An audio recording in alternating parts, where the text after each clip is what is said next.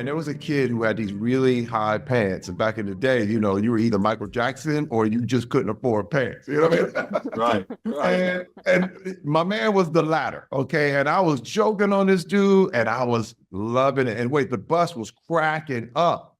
Right. And I was like, ooh, my superpower, I'm using it for evil. You know what I mean? Right. And I wouldn't stay. I stayed on this kid all on the bus nonstop. And people were laughing. And I watched this young man go into a shell, into a hole. Wow. He just went. He had nothing to say. He was speechless, but I wouldn't stop. But let me tell you what happened. There was this young lady, and her name was Beth, and everybody loved Beth. Beth was a superstar. She was so smart. She was pretty. She was everything, but she was very quiet. And Beth stood up at the end of she's in the back of the bus, and she stood up. She said, stop it. Stop it. And she screamed. Wow. And the whole bus went, hey. And I looked at her like, Beth, what? She said, what are you doing? What are you doing? And I was like, Terry, you are better than that. Wow. Listen, it changed my life. Changed my life. How old was she? Oh, she was the same age as me, 7th grade. We all in 7th grade together. Wow. I mean, she was so respected and so loved because she was so smart and sweet. And right now she's actually she's a social worker in the Flint area right now and works with kids and families in Flint. And I was going to ask you, do you know her? I was going to ask too. Good. Yeah, I was like, are you guys still friends? Most likely to succeed. We went to the same school from 7th grade all the way to senior year. And she was most likely to succeed along with me. Now believe me, I learned my lesson in 7th grade. I will never do comedy at someone else's expense. If you look at my comedy, it's always about me. Right. From Old Spice to Friday After Next to White Chicks to Longest Yard. I'm the joke. Yeah. It's never at someone else's expense. It's never, look at this guy. He's right down. It's really about making fun of manliness or making fun of, popping my pegs and doing all that stuff, But I learned at a young age that bullying is hurtful. It crushes people. And this is before social media. This is back in the day. This is like 1980, right? But knowing that, I've taken this from the elementary school all the way up.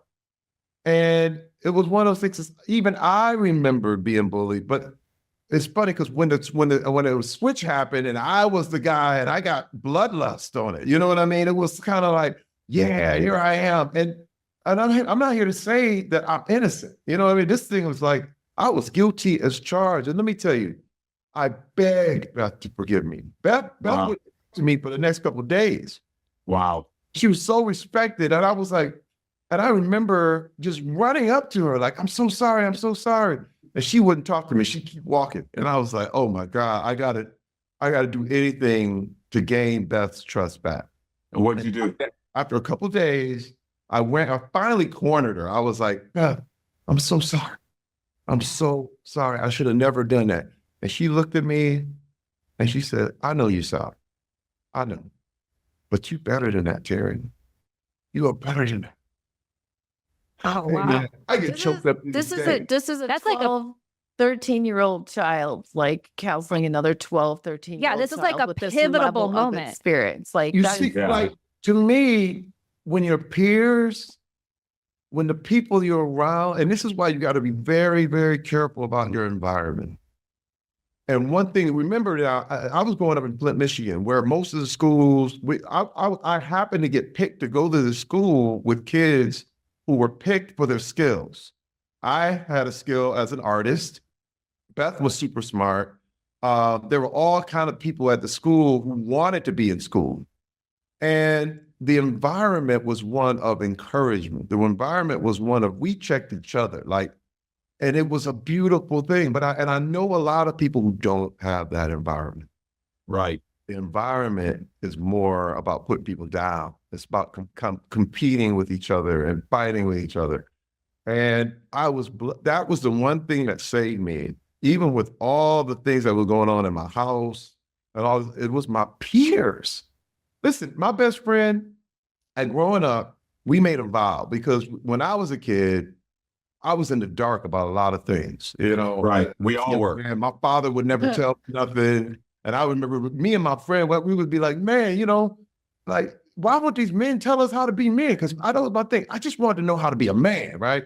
Right. So I made a vow with my best friend. His name was Darwin. And I said, hey, man, if you find out something that I don't know, promise me you'll tell me. And if I find out something you don't know, I promise to tell you. Wow. And these are the kind of vows that peers, and we were all kids. But this is the thing. This is stuff that kids know. And when you have a friend like this, and you have people to trust, it changed my life forever.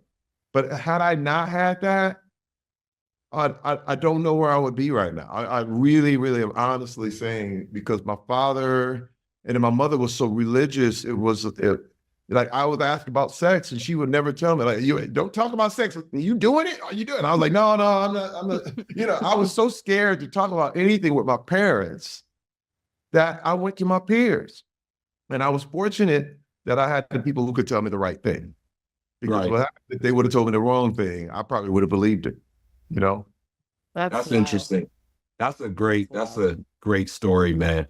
You know, just listening to you talk about that event in your life on the bus and what she means to you, to the point where you start getting choked up. It says a lot about your heart and how much you care, right? Because a lot of kids, man, majority of kids would have laughed it off and kept it moving, right? No matter what they did to that kid, no matter what she said, they would have got off that bus and kept it moving. But it says to me, you had a good heart back then as a child. You had a good heart. Maybe it was going to church all the time, right? You know, learning that early, the religion, the impact, going to church, trying to do the right thing all the time, just to stay on that youth.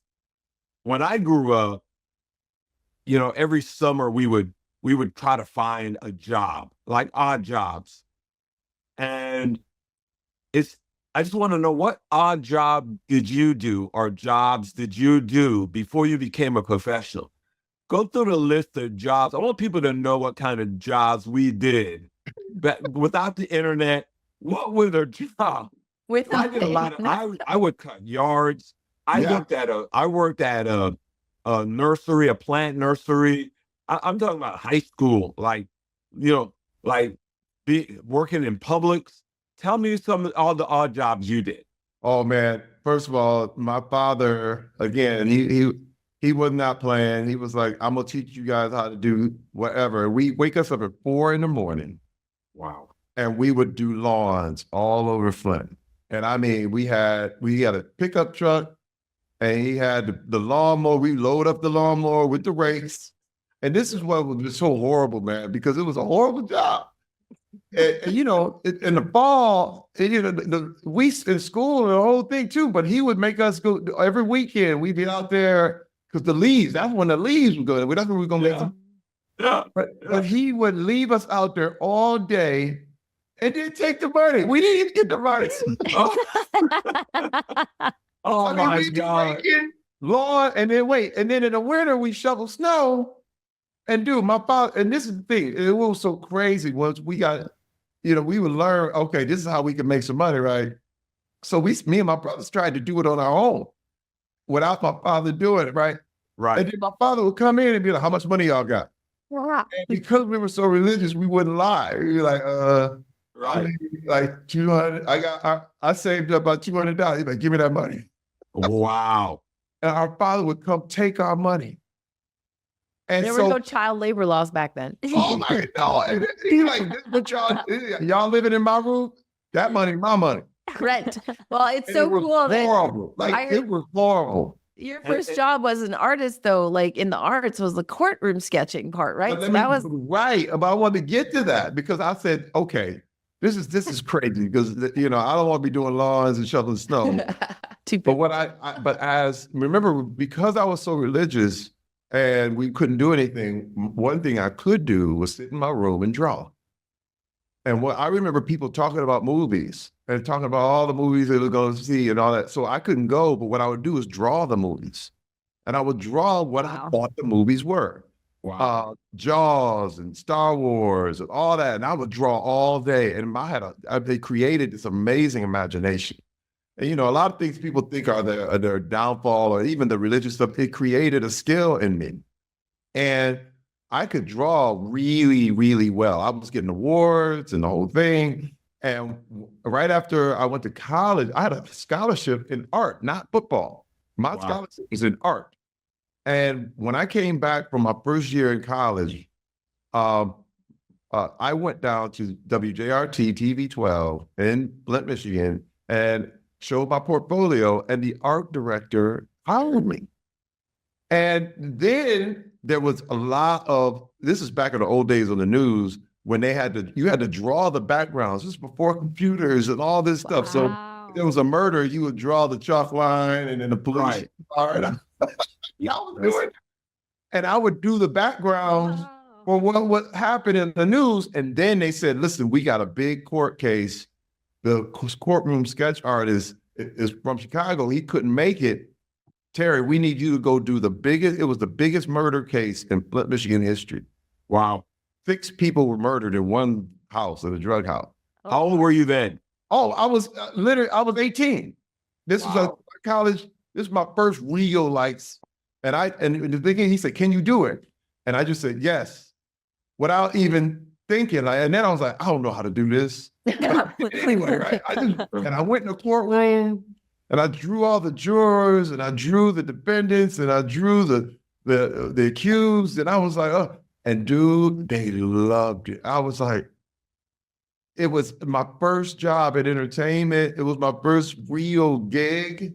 And the director said, Terry, he said, you got a future in this.